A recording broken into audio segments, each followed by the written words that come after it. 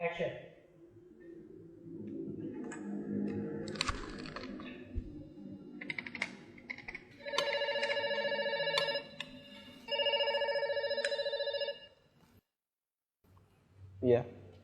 Halo, selamat siang Pak Ami. Selamat siang. Iya Pak Ami. Saya perkenalkan, nama saya Dimas dari Bank KRUT Pak. Ada apa Mas Dimas? Boleh minta waktunya 2 menit sebentar aja Pak. Saya ada kabar gembira buat Pak. 2 menit ya, tapi nanti kita gantian ya. Oh begitu. Ya Mas Dimas 2 menit, kemudian saya ya, nggak masalah? Oh ya boleh, boleh. Boleh, nah, silakan Mas Dimas duluan, ya monggo. Begini Pak, ceritanya saya dari Bank KRUT ingin menawarkan Pak, karena ada produk kami yang terbaru dari Bank KRUT yaitu credit card platinum kami untuk Bapak. Karena kebetulan Bapak yang terpilih jadi calon nasabah kami. Lumayan besar Pak fasilitasnya, banyak sekali. Kita banyak cashback di beberapa merchant yang terbesar di seluruh Indonesia Pak ya. Kemudian kita ada fitur juga yang Bapak bisa melakukan pencairan dana tunai selama sedikitnya 30 juta dan paling cepat 2 hari Pak pencairannya. Berapa hari? 2 hari. Masya Allah ya. Ya, iya Pak, betul Pak. Dan ini pencairan ini langsung kita bantu secepatnya begitu Bapak ajukan gitu. Gimana Pak? Bapak tertarik? Apalagi ini belum ada bebasan annual fee tahunannya Pak. Baik. Sebelumnya saya boleh tanya dulu ya? Boleh Pak. Nggak masalah ya? Baik. Mas Dimas Muslim? Saya, iya Pak, betul Pak. Alhamdulillah ya, kita sama-sama Muslim. Mas Dimas pernah dengar nggak tentang riba? Iya, pernah dengar maksudnya. Iya. Pernah kebayang bahaya riba nggak? Bahaya riba? Iya tahu Pak. Mungkin pernah dengar hadisnya atau ayat Qur'annya.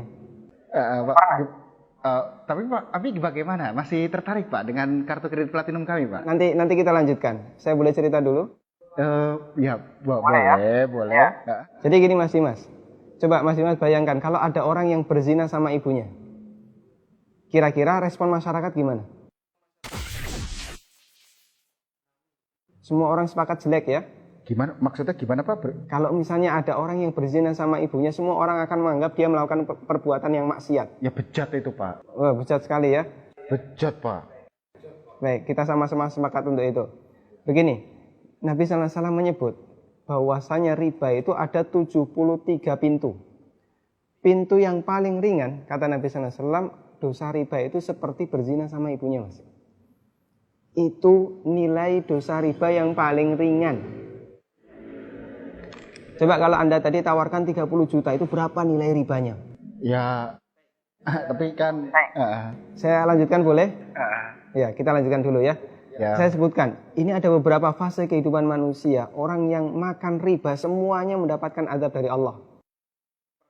Pertama, ketika di dunia, orang yang makan riba itu ditantang perang oleh Allah. Coba Mas bayangkan. Kata Allah Subhanahu wa taala, ya ayyuhalladzina amanu taqullaha wa dharu ma baqiya minar riba. Wahai orang yang beriman, bertakwalah kepada Allah dan tinggalkan semua bentuk riba. Fa in lam taf'alu fa'dzanu biharbi minallahi wa rasulih. Kalau kamu masih ngeyel, enggak mau meninggalkan riba, umumkan perang dengan Allah dan Rasulnya. Coba, kalau kita ditantang perang oleh Allah dan Rasulnya, kira-kira ada enggak peluang untuk menang? Enggak ada ya? Ampun Pak. Ini yang pertama. Yang kedua, orang yang mati dalam kondisi membawa dosa riba, makan riba, nanti dia akan dihukum di kuburan dalam bentuk berenang di sungai darah. Masya Allah, berenang di sungai darah. Kata Nabi SAW, beliau pernah menceritakan mimpinya, dan mimpi beliau itu wahyu. Nabi SAW pernah melihat ada orang yang berenang di sungai darah, kemudian di tepi sungai ada orang yang membawa batu. Setiap orang ini berenang menepi dilempari batu ke mulutnya, kemudian balik ke tengah. Ini yang kedua. Di alam kubur, dia mendapatkan azab berupa berenang di sungai darah. Yang ketiga. Masih ada yang ketiga Pak? Iya. Siap mendengar? Masih sanggup mendengarkan? Iya Pak. Iya, tapi saya lanjutkan ya. Iya Pak. Tapi ketika orang ini dibangkitkan oleh Allah dari alam kubur, dia dibangkitkan dalam kondisi sempoyongan, Mas.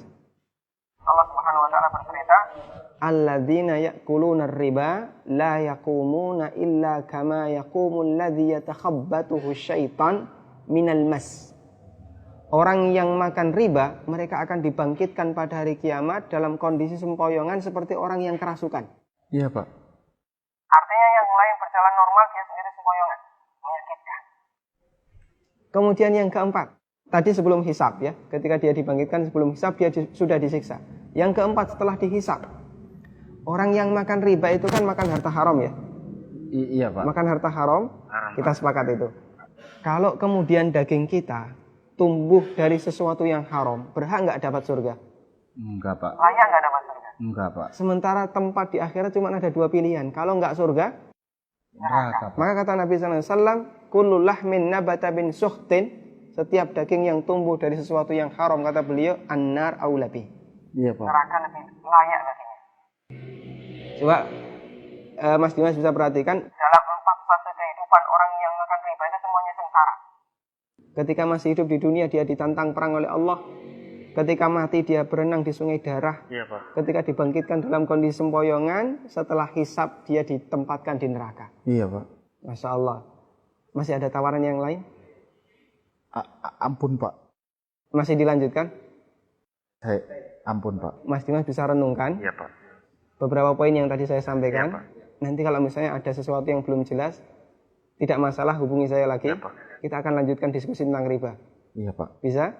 Bisa Pak. Ya, terima kasih ya. Assalamualaikum. Waalaikumsalam.